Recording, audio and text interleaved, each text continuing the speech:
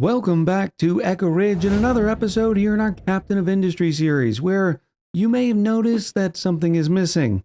That's right, I've removed our entire diesel and oil production facility that was sort of hamstringing us at the end of the last episode. The only remnants left is this little bit of heavy oil because we haven't found enough storage for it. But fear not, I did not go completely green. I just moved the whole setup and upgraded it. Ooh la la. Before I get into that though, I wanted to let you know what we're going to be doing in this episode so you didn't think it was another episode dedicated to diesel. I want to move and upgrade our entire research sector of our industry, and we've managed to have quite a lot of space over here now, so I figured this is a good spot, especially considering we're still extending out in our seaport, which looks like I need to add on some more of it too. That ought to do for a little while. Eventually we're going to fill in this entire bay and connect these two land masses. But I figured this will be a perfect spot to set up the future of our research on the island. So what did I do different with the diesel? Well, remember, we used to run two setups, but they were throughput limited by the amount of oil that we could bring in. Remember, each distillation stage 1 requires 60 barrels per minute. Well, our pipe 1s can only support 60 barrels per minute. So now all of our oil is coming from the cargo modules into some buffer tanks just to sort of regulate flow, and that should be done on pipe 2, so let me upgrade that segment as well. And then outside the buffers, we have more pipe 2s going to each distillation stage 1, where they're basically mirrored, going into a nice set of buffers for our diesel. We've even moved our rubber industry and our backup diesel generators. About the only thing that's sort of separate and distinct about this setup is how we're getting our water. In some of our backup research, I discovered basic distillation, which allows us to take seawater, add a little coal, and get water and brine. Well, the brine I can transport out and have done so to create salt. It's not going to be a lot, but I don't think we're using that much salt anyways. This way, I could use a saltwater pump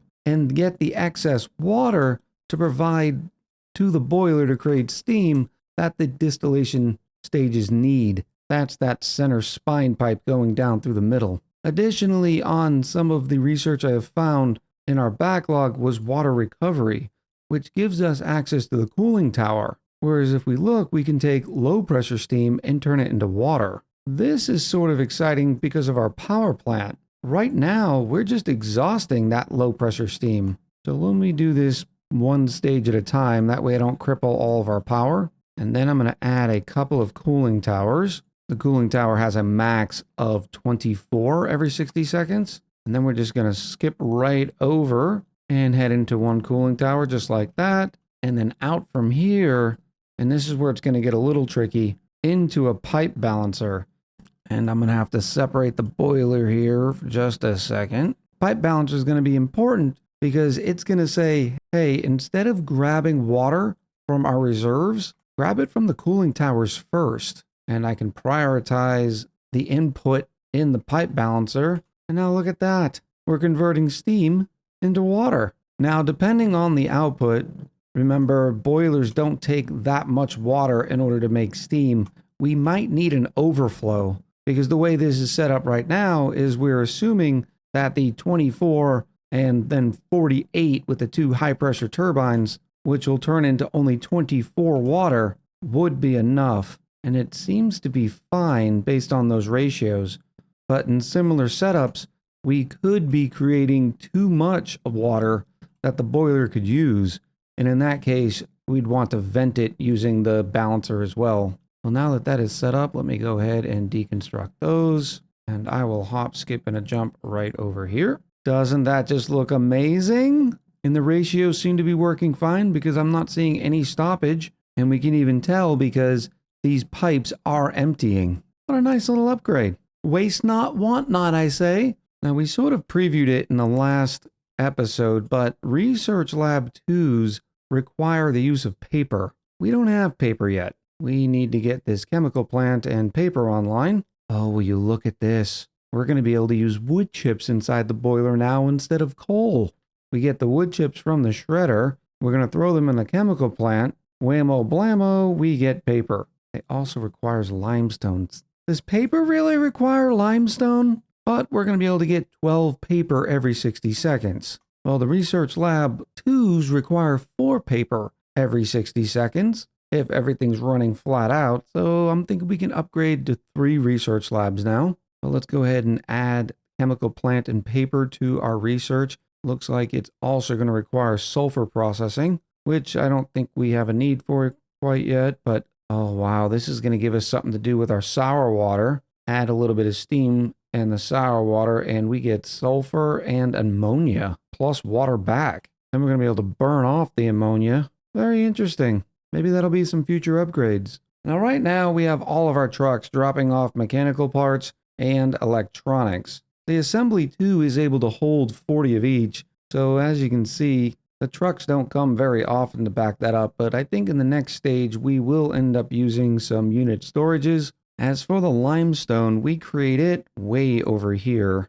Where's my limestone? There it is. So I don't think I'm going to be running everything over like that. I guess I could put the paper factory right here, especially considering we no longer have the diesel taking up all that area. Is there any chance I could squeeze it right into here? I don't know. That might be a little tight because we're going to have to drop off all the logs as well. And that'll happen at the beginning of the assembly line. We do have 1 unit storage over here that has been collecting all the wood. And we still have plenty of trees designated to be chopped. But eventually we're going to need a whole nother lumber industry. But it's going to be a long time because we still have plenty of trees on the island. By the way, speaking of limestone, our little experiment here seemed to be successful. The comments last episode were pretty helpful, letting me know that the stacker has a dumping offset. Right now I have it set to -3. In other words, the stacker is going to stop dumping when the pile gets to an offset of 3. If I change this to 2, the stacker will start dumping more. And our little barricades have worked very well for this process. While I'm waiting for some of that research to finish up, I figured we'll send our ship back out, especially considering I'm not worried about the diesel requirement anymore. Oh, we just got a warning that the retaining wall may collapse due to uneven terrain. Oh, it's because the pile's getting too full. Well, I guess I need to back off on this stacker back to a -3. Either way, it's a nice pile of limestone. Also, I can unpause the mine control tower that was slowly digging into the earth over here, considering we have plenty of fuel now. If we take a look at our production summary, you can see there's the 72 diesel we can create every single minute, because remember, each distillation stage 2 can produce 36 diesel every minute. And our demand only spikes up that high very rarely. So yeah, I'm thinking diesel's good for a little while, so we can let our diggy boys work. Speaking of working, all of the terrain in this area was leveled to the 3, so if we ever do want to set up that stack yard, we will be able to. Sulfur processing is finished, which means we're working on chemical plant and paper now, so I think we can start setting up our new research area. I will start by just creating a few of the research labs. I'm thinking the research labs, now that we know we're going to be using 3, might look good in some sort of triangle. No, who am I kidding? We'll keep them all in line because eventually all of this stuff is going to be automated, possibly dropped off with trains. Who knows? And then I will take our research equipment that we're going to be creating, set it back probably right here. I'm also going to double up on the tier 1 lab equipment. So I should probably upgrade this unit storage as well. We're out of workers. Oh, well, that's going to be an issue. I did upgrade another house, but I suppose it's going to take a little while before we get them back. So instead of sending the ship out, I will unload that crew, and there's our 30 extra workers now. And I'm going to add a couple of storage units. Set one to mechanical parts, and the other one to electronics, which this is going to hurt our mechanical parts and electronics production for just a little bit. But I think we have plenty of throughput here. You can see mechanical parts here is chocked full at 400 in that storage. Electronics could use a small upgrade, so I will upgrade this storage to a tier 2. And now it's time to play the belt game. And after a little bit of finagling, which it seems like it always takes, we now have electronics going on top, mechanical parts on bottom, with our 2 assembly 2s churning out lab equipment. I think I'm going to put the paper factory over here, and we'll just truck in the paper. Here's our shredder, which is going to take wood and turn it into wood chips. Very nice. And then we need a chemical plant, which is going to take the wood chips, plus some limestone, plus some steam. Oh boy, here we go again with another boiler. In my industry of the future, there'll be giant pipes that are just transporting nothing but sweet, sweet steam.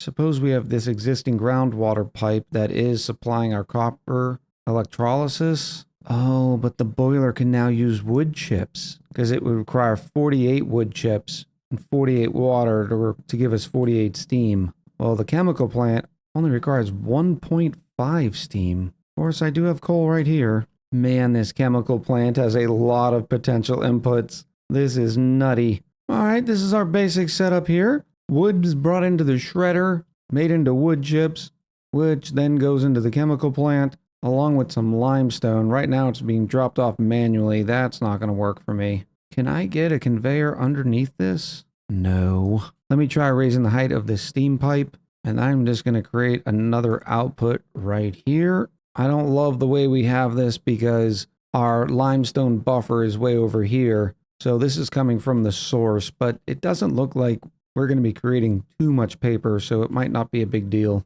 All right, that's all right with the steam pipe. We just have a little archway going over the limestone. I did end up deciding that we're just going to use loose storage, same as we normally do for a boiler. Trucks can bring in some coal, and we'll go water and coal into steam, especially considering how little steam the chemical plant requires for making paper. And then all we need is 2 unit storages. One's going to be a big old boy for all of our wood, except I failed to use the actual big old boy I was trying to reference. There we can bring in all our wood, and then it'll go directly into the wood chipper. And then we need one coming out that's going to be storing all of our paper. And while I have that storage, let me remove this one lumber storage right here. Okay, truck, did you not think about this before we built the 2 warehouses? You are being scrapped. I'm not deconstructing everything.